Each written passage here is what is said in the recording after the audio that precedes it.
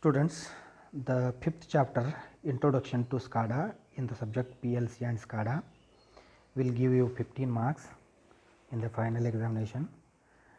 Among those 15 marks will be distributed as one question for 5 marks and one question for 10 marks. Okay. Once again, the chapter is a smaller chapter. Okay. Once again, for 15 marks you have to prepare for a limited questions.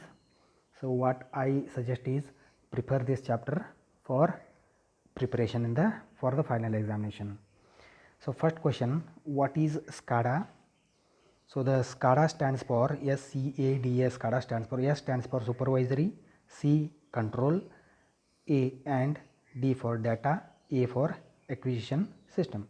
So the SCADA stands for supervisory control and data acquisition system, is used for logging real time data from remote locations in a process system. That is to transfer the data from a remote location, and that data is brought to the process systems. That is from the remote location the data is acquired for the process in the process system. Then the SCADA, DCS and PLC comparison can be made like this. So the SCADA needs a PC for the programming. Okay, so SCADA programming needs a PC. So DCS programming needs a PC, whereas the PLC do not need a PC for programming. Okay. Then second is cannot perform algorithms. SCADA cannot perform algorithms, whereas DCS can perform complex algorithms, whereas PLC can perform medium complex algorithms.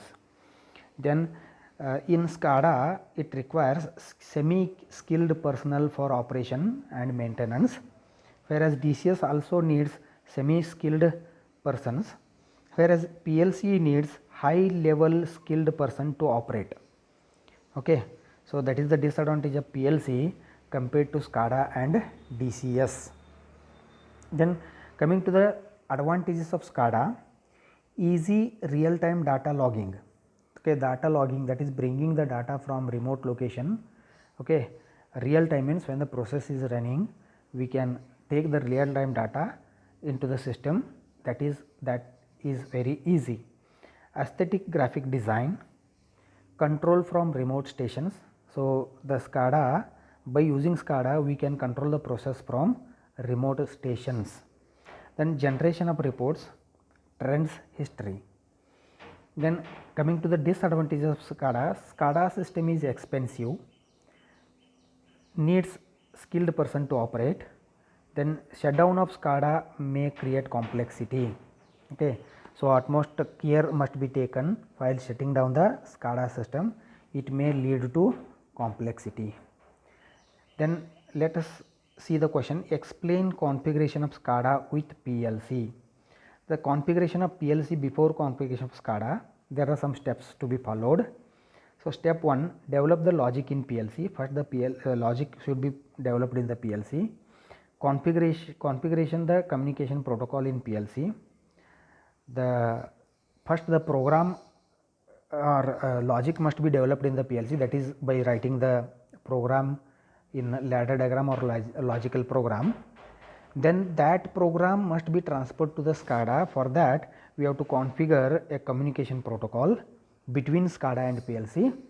Then create a proper tags with IOs so that logic from PLC can be transferred to the SCADA. Now coming to configuration of SCADA after configuring PLC, there are some steps. Run the SCADA software. So first the SCADA software should be run so that we can verify, we can be confirmed that the everything is correct. Then configure the communication protocol so that we can communicate between PLC and SCADA. Then design graphic view of SCADA. The next is create tags for the graphics.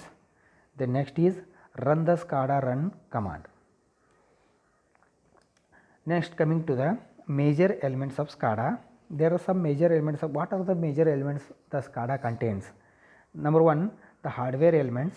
Those hardware elements are PLC console, communication cables. The software elements are SCADA licensed software, SCADA communication drives, then OPC server.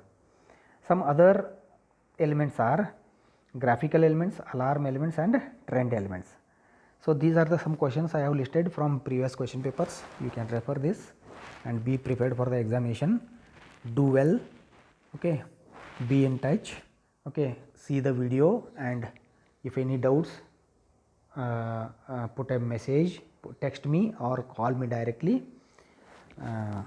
Thank you very much.